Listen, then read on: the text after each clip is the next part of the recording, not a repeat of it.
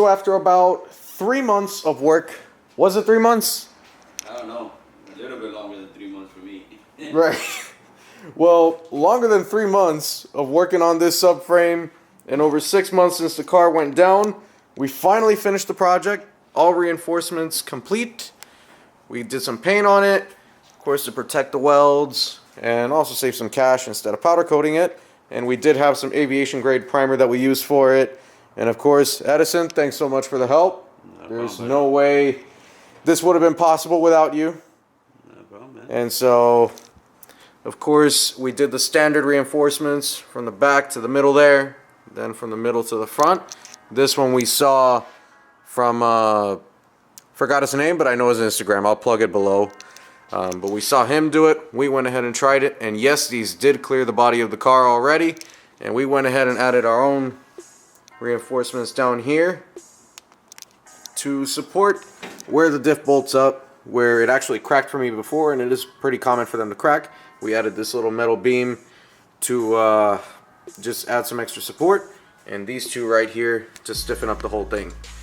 So now we just got to press in bushings after the paint finishes curing, and we also have the new differential right here.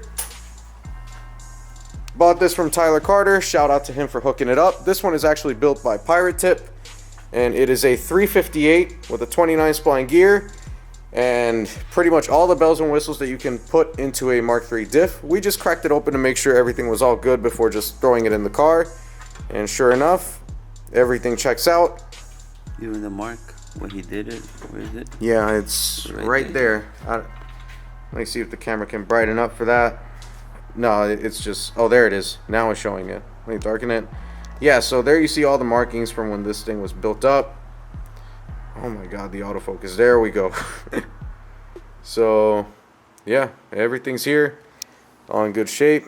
So we know this thing's all good. And so this is going to be what's putting down the power to the ground. Through, of course, stock axle still. And then that reinforced subframe. So as you guys see, we're really close to the end of the rear end refresh on the Supra, getting all the suspension done, putting the subframe in.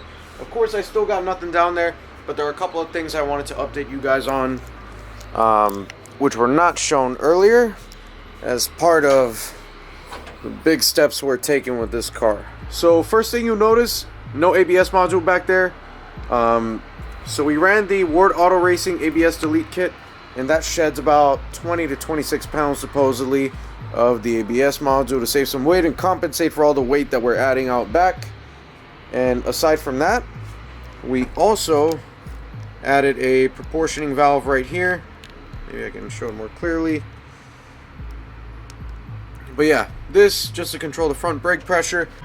As for how we routed the lines to the prop valve, we do have one line that comes from the Ward Auto kit, and then we use the line that I had initially bought a line lock we were going to run, and I still have that line lock. I do plan on running it.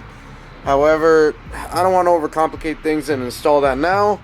I'd rather just get this done, figure out the line lock later. I don't even need a line lock that badly. I just really wanted to do it just for the sake of having it and in case I want to rip a fat burnout. But in reality, the prop valve is all that I really needed in this car. Line lock can wait for later. But we did use that one line we got from that kit to route it into our stock prop valve that comes from the factory here. And so, yeah, that's how we got this done. Of course, we did go from the stock single pistons in the front all the way up to 4 pistons of the S500 brakes. And we still have the stock ones out back, of course. Aside from that, from inside, and you're gonna see we have freshly rebuilt axles that are gonna be going in the car. Not really necessary, but with all the work I'm doing back here, I'd rather be safe than sorry and replace as many things as possible out back. Yeah, these every time I open and close the door kind of come apart.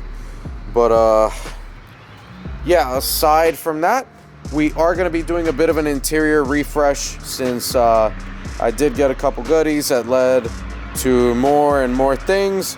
So all this stuff is going to come apart and all going to be brand new.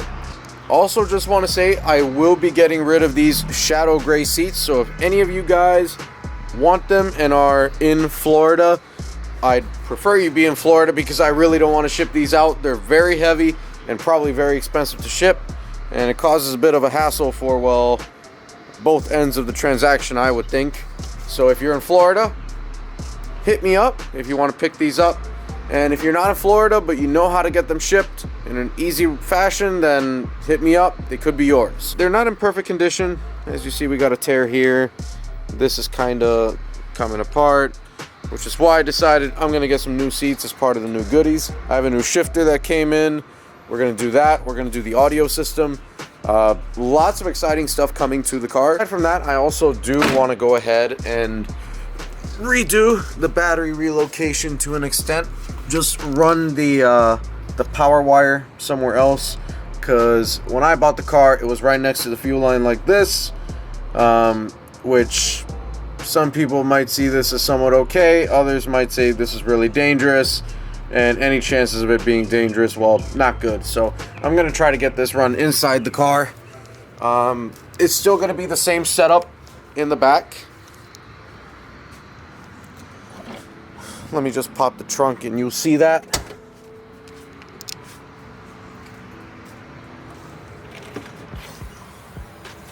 Of course, a lot of extra stuff here.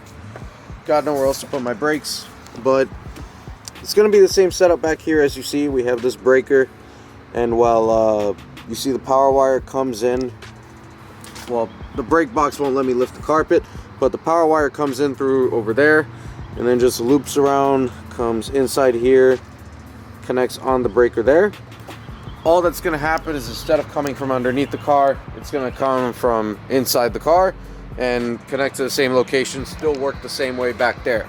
So that's really the only other big thing I still need the car on all four jack stands for.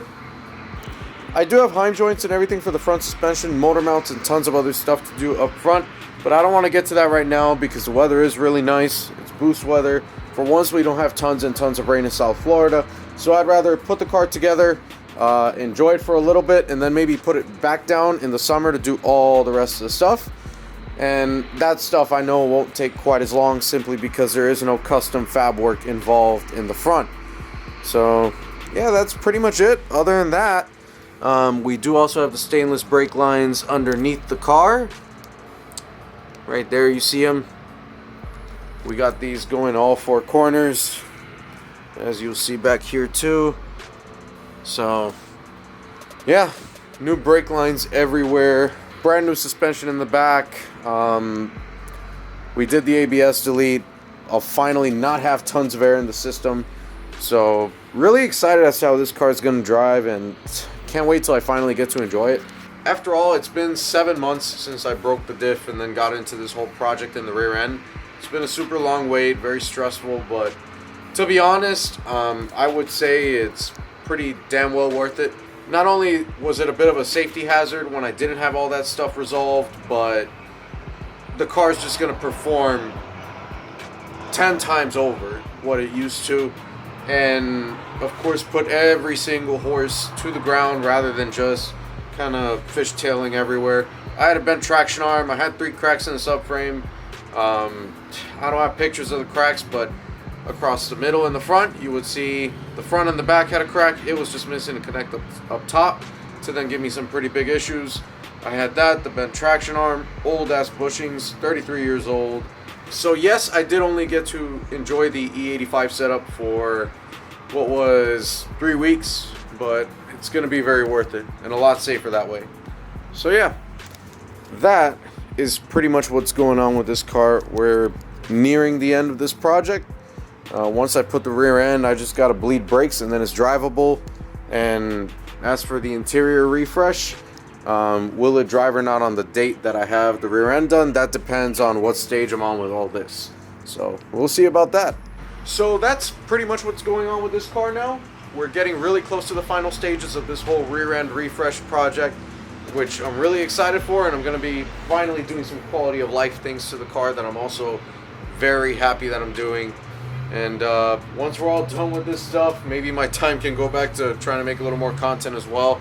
I've been really caught up in just going to work, working on this car, and it's been a lot more than just nuts and bolts on this thing. So I'm really excited to get that done and get back to making some better content for you guys as well.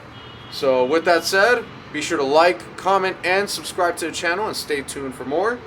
And I'll catch you guys in the next video. Take care.